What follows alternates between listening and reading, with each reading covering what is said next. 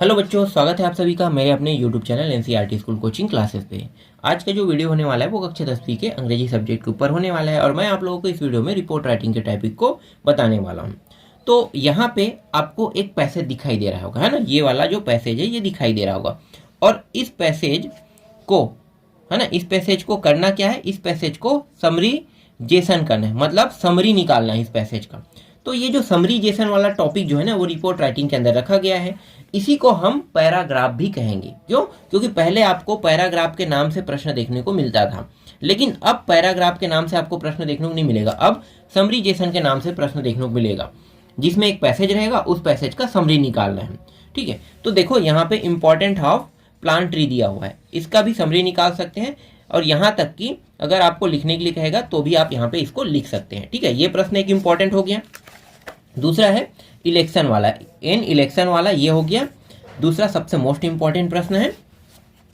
इसमें मैं ज़्यादा नहीं दूंगा, सिर्फ 3 प्रश्न दूंगा। और तीसरा प्रश्न आपका ये है स्मोकिंग ऑफ डेंजरस। ठीक है, ये आपको समरीजेशन में भी देखने को मिल सकता है और पैराग्राफ में। पैराग्राफ के नाम से नहीं आएगा लेकिन उसके बारे में लिखने के लिए आएगा। ठीक है, तो ये जो रिपोर्ट राइटिंग के टॉपिक है यही है। ठीक है, ये 3 प्रश्न हो गया, इसके अलावा और है लेकिन मैं नहीं दूंगा ज़्यादा, ये सबसे मोस्ट इंपॉर्टेंट है।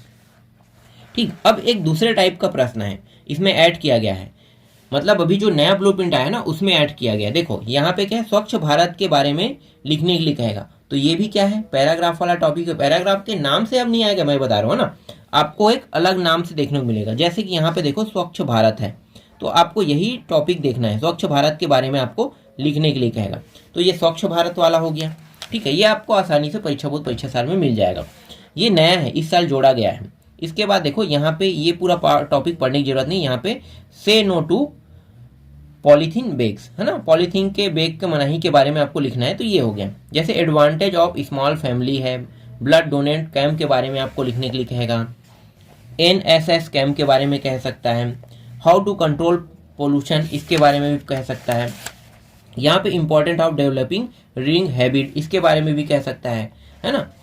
तो यहाँ पे सबका प्रश्नों का उत्तर लिखा हुआ है और यहाँ पे आपको मिल भी जाएगा, तो इसको पढ़ लेना। ठीक है, अब मैं आपको थोड़ा सा समरीजेशन वाले टॉपिक को दिखा देता हूँ।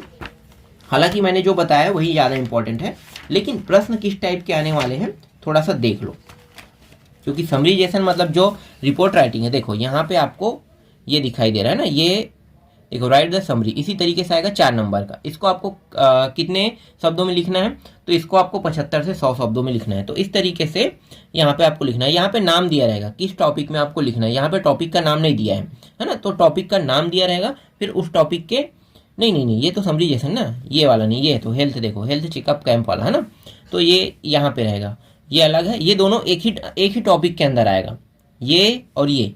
ठीक है, इसमें क्या होगा, जैसे हेल्थ चेकअप कैंप के बारे में लिखने के लिए कहेगा तो आपको हेल्थ चेकअप कैंप के बारे में पूरा लिखना है। ठीक है, एक पैसेज टाइप से लिखना है, लेकिन जो पैसेज रहेगा, है ना, उससे आपको क्या करना है, छोटा करके समरी निकालना है। तो इस टाइप के प्रश्न आपको देखने को मिलने वाला है। तो ये है रिपोर्ट राइटिंग के टॉपिक। तो रिपोर्ट राइटिंग भी आपका हो गया। अब जो टॉपिक अंग्रेजी में बचा होगा उसको मैं आपको नेक्स्ट वीडियो में और बता दूंगा, क्योंकि अभी आपके प्रश्नों के उत्तर वाला वीडियो अभी नहीं आया है, तो उसको भी मैं बता दूंगा।